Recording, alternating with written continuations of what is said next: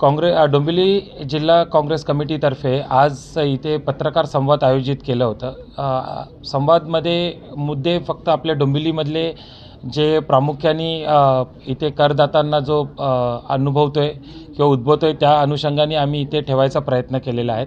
त्यामध्ये आरोग्य असेल, शिक्षण असेल, त्याच्यानंतर KDMT सर्व्हिसेस असतील, फुटपाथ्स असतील, वीज पुरवठा असेल, पाणी पुरवठा असेल, आरोग्य, कचऱ्याची समस्या असतील, अशा अनेक समस्या आम्ही इथे मांडायचा प्रयत्न केला आहे. विरोधक म्हणून आम्ही इथे भूमिका आमची स्पष्ट इथे ठेवायचा प्रयत्न करू. तुम्ही बघितलं असेल, सत्ताधारी स्वतःच इथे त्यांच्या प्रशासनाविरोधात आंदोलन करत आहेत, त्यांना मारायच्या धमक्या देत आहेत, गुंड प्रवृत्तीच्या अनुषंगाने ते लोकांच्या समोर जायचा प्रयत्न करत आहेत.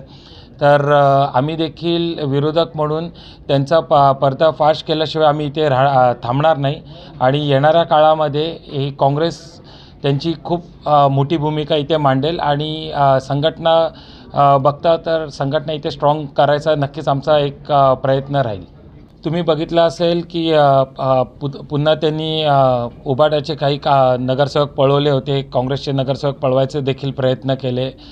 कुठे यशस्वी ठरले, कुठे अपयशी ठरले, त्यांनाच समजत नाही आहे की महापौर हा शिवसेनेचा असला पाहिजे का BJPचा असला पाहिजे. तर तुम्ही विषय घेतलेलाच आहे, तर तुम्ही म्हणजे त्यांच्यामध्ये फक्त सत्ता लाटण्याचा आणि श्रेय लाटण्याचा जो विषय आहे, तिकडे काँग्रेस ही आमची जी गटनेता आहे कांचनताई, ही प्रामुख्याने ठेवत आहे आणि येणाऱ्या काळामध्ये तिच्याकडे आम्ही हे विषय घेऊन जाऊन हे विषय नक्कीच आम्ही ठेवू.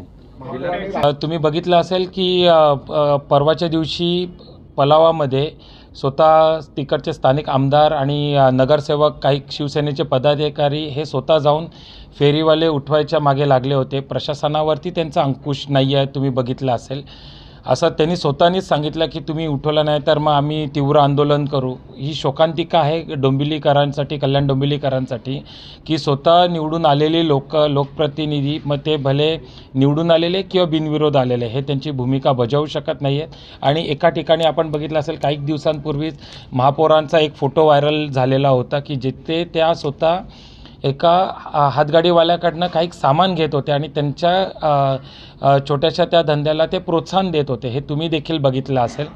तर नक्की त्यांची भूमिका काय आहे की हातगाडीवाल्यांकडनं हे सामान घेऊन त्यांना, त्यांच्या छोट्या व्यावसायिकांना प्रोत्साहन दिलं पाहिजे का त्यांना असा जबरदस्तीने उठवून त्यांना उद्ध्वस्त केला पाहिजे. तर या अनुषंगाने आम्ही त्यांची नैतिक जबाबदारी ते कुठे पार पाडू शकत नाहीत. या नैतिक जबाबदारीच्या आधारे आम्ही त्यांच्या राजीनाम्याची मागणी करतो.